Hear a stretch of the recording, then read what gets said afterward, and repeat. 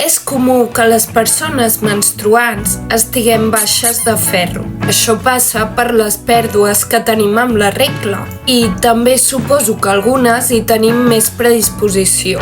El ferro és un element químic bastant indigest i costa trobar-ne un que es posi bé. En el meu cas he provat totes les marques de la Seguretat Social i totes em donaven molèsties estomacals. Vaig provar una marca supernatural, però resulta que la quantitat de ferro que tenia era insuficient. I a la farmàcia me'n van oferir altres tipus dissenyats específicament per gent com jo, a qui el ferro normal els fa mal de panxa. Quina va ser la meva sorpresa quan vaig descobrir que no entraven per Seguretat Social. Els primers costen aproximadament 1 euro amb recepta i 5 euros sense. Però quant costa el ferro que es tolera millor? 25 euros.